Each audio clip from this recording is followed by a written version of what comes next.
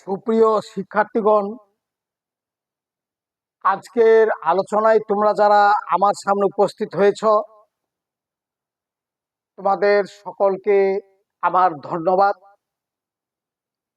এবং বিশ্বের দূর দূরান্তে যেখানে তোমরা আমার সঙ্গে সংযোগ হয়েছ তাদেরকেও আমি ধন্যবাদ জানাচ্ছি। আজকের আলোচনায় যে বিষয়টি আমি উপস্থাপন করব সেটা হচ্ছে বিজ্ঞানের একটা গুরুত্বপূর্ণ জিনিস, সেটা হচ্ছে পর্যায় সারণী। পর্যায় সারণী গতানুগতিক ভাবে আলোচনা না করে যেন এইটাকে তোমরা কিছুটা নিজেদের আয়ত্তে নিতে পারো, এইভাবে আমি আলোচনার চেষ্টা করব। তো এই পর্যায় সারণী বা পিরিয়ডিক টেবল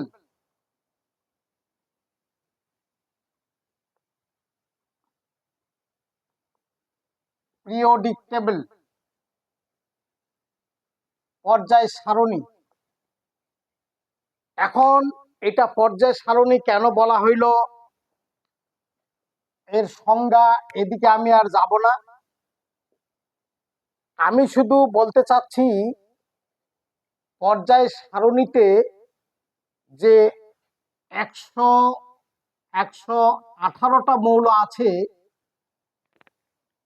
এই 118টা উপাদান বা মৌল 118 প্রকারের, এবং এদের দ্বারা যে যৌগগুলা গঠিত হবে এই যৌগগুলো তাদের ভিন্ন ভিন্ন রাসায়নিক ক্রিয়া বিক্রিয়া আছে। তবে একটা সামঞ্জস্য তারা খুঁজতে গেছে বৈজ্ঞানিকরা। সেই সামঞ্জস্যটা হইল ইলেকট্রন বিন্যাসের উপর ভিত্তি করে, মানে তাদের উপরে যে ইলেকট্রন বিতরণ করা হবে, বসানো হবে বা প্রবেশ করবে, এই ইলেকট্রন ডিস্ট্রিবিউশন উপরে ভিত্তি করে মৌলগুলোকে 4টি অংশে বিভক্ত করা হয়েছে, 118টি মৌলকে। সেগুলো হলো S block, P block, D block এবং এফ ব্লক। এই এস ব্লক মৌলগুলো সাধারণ ইলেকট্রন বিন্যাস হলো NS122, যেখানে N এর মান হবে 1 থেকে 7 পর্যন্ত, এবং দেখা গেছে এই এস এর মোট মৌল হবে 14টি হিলিয়াম সহ। কারণ গঠনের দিক দিয়ে হিলিয়ামকে এস ব্লক ধরা হয়, কিন্তু তার চরিত্র অনুযায়ী,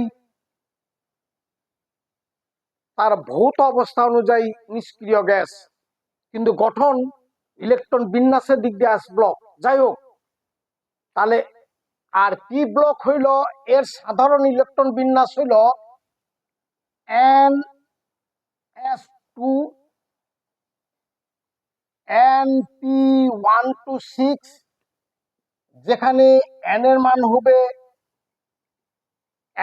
হবে যেখানে হবে 2 থেকে 7 পর্যন্ত। একও বলা যায়, 1 থেকে 7 পর্যন্ত বলা যায় হিলিয়ামকে যদি এখানে ধরি। যাই হোক, এই পি ব্লকের মোট মৌল হচ্ছে 36টি। এবার ডি ব্লক হইল, এর সাধারণ NS2 N-1 D1 to 10, এখানে N এর মান হবে 4, 5, 6 ও 7, এবং মোট মৌল হবে 41টা। অনুরূপভাবে এফ হবে NS2 N-2 F1 to 14 এবং N-1 D1 to 10, এখানে n এর মান হবে 6 ও 7, মৌল হবে 27টা। তাহলে এই নিয়ে আমরা যোগ করে পাবো 118টা। এখন এস ব্লক মৌল কাকে বলা হবে? ইলেকট্রনগুলো যখন বাহিরের ইলেকট্রনটা মৌলটা ক্রমান্বয়ে যখন এস অরবিটালে প্রবেশ করা শুরু করবে তখন সেগুলো হবে এস ব্লক মৌল। এস ব্লক মৌলগুলো যথাক্রমে 1 নম্বর হতে 7 নম্বর পর্যায়ের অন্তর্ভুক্ত। এদেরকে সাধারণত ধনাত্মক বলা হবে এই জন্য,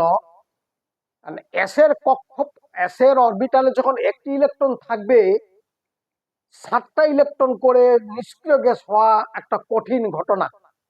কাজেই তার সহজ বুদ্ধি হইল ইলেকট্রন ছেড়ে দেওয়া।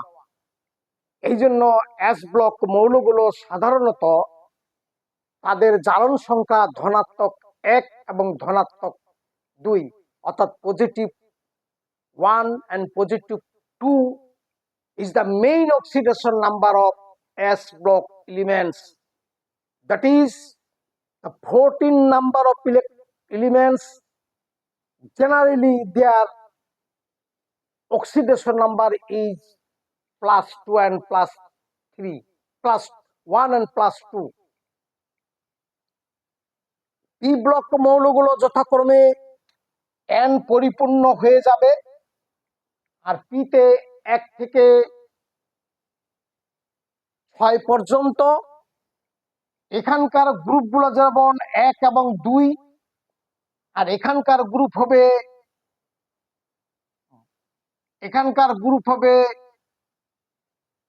12 থেকে 13 থেকে 18 পর্যন্ত গ্রুপ,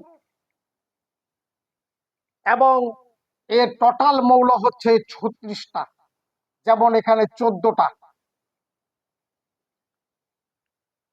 এই পি ব্লক মৌলগুলোর সাধারণ বৈশিষ্ট্য হচ্ছে এদের জারণ সংখ্যা +3 হইতে আরম্ভ করে +4, +5 হয়, আবার মাইনাসও হয়।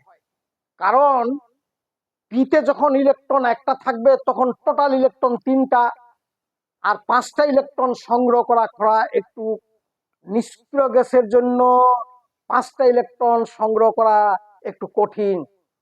অনুরূপভাবে 4টা ইলেকট্রন সংগ্রহ করা আরো কঠিন। এই জন্য এদের জারণ সংখ্যা +3, +4, -2, -1 ইত্যাদি হয়ে থাকে। কাজেই এই পি ব্লক মৌলগুলো সাধারণত ধাতু, অধাতু, অপধাতু এই মিশ্রণ। এই হলো পি ব্লক মৌলের 36টা মৌলের ধারণা, অর্থাৎ এদের জারণ সংখ্যা +3, +4, ±4, 5, 6, 5, 2 এবং -1 ইত্যাদি হতে পারে। অর্থাৎ 3, 4, 5, 2, 1 ইত্যাদি হতে পারে। আর ডি ব্লক মৌলগুলো যথাক্রমে 41টা। এদের গ্রুপগুলো হইল ওই 3 থেকে 12 পর্যন্ত, এবং এরা 4 নাম্বার, 6 নাম্বার, 4, 5, 6, 7 এর অন্তর্ভুক্ত। এদের জারণ সংখ্যা নির্ভর করবে ডির উপরে, কারণ ডি ব্লক মৌলগুলো ইলেকট্রন বাহিরের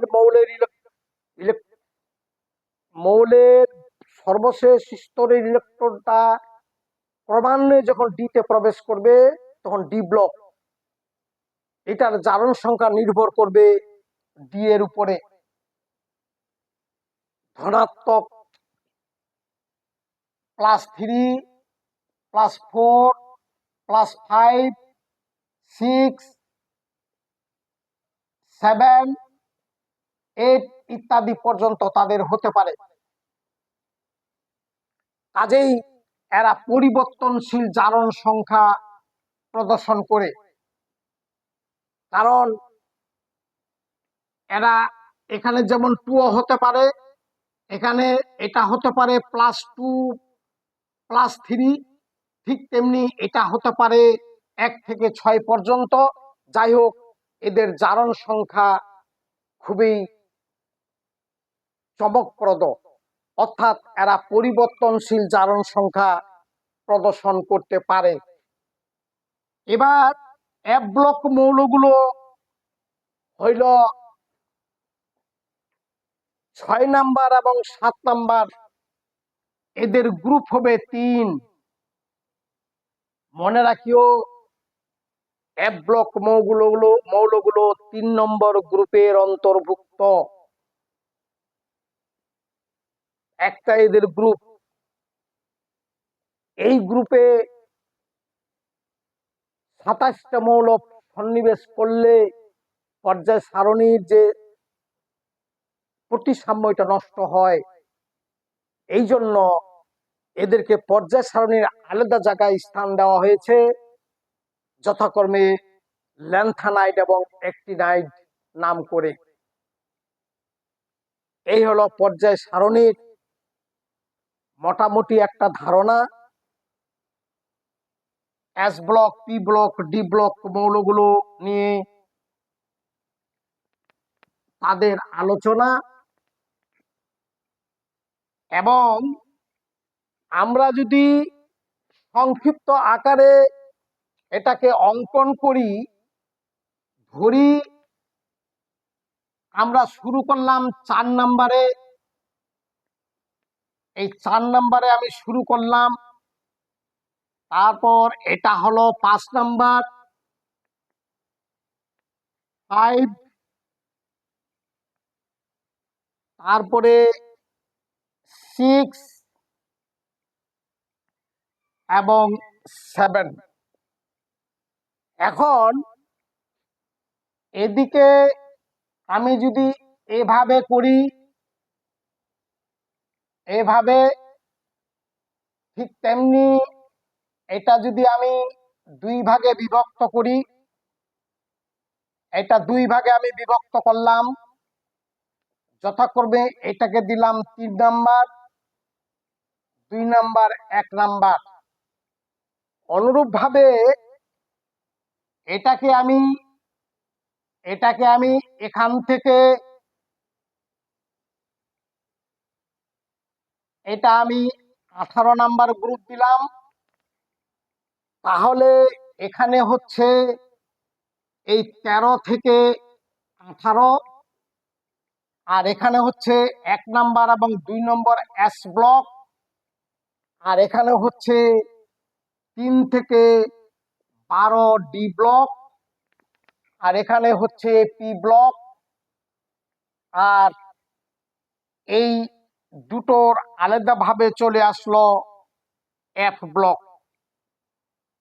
এই 27টা হইল এফ ব্লক, অর্থাৎ এখান থেকে বিচ্যুত হয়ে গেল। এই ল্যান্থানাইড এবং অ্যাক্টিনাইড 3 নম্বর গ্রুপ থেকে চলে আসলো এফ ব্লক, অর্থাৎ ল্যান্থানাইড সিরিজ এবং অ্যাক্টিনাইড সিরিজ। এই হলো পর্যায় সারণীর মোটামুটি একটা কঙ্কাল, দ্যাট ইজ দা স্ট্রাকচার। এখানে পি হবে 36টা, ডি হবে 41টা, এস হবে 14টা এবং এফ হবে 27টা।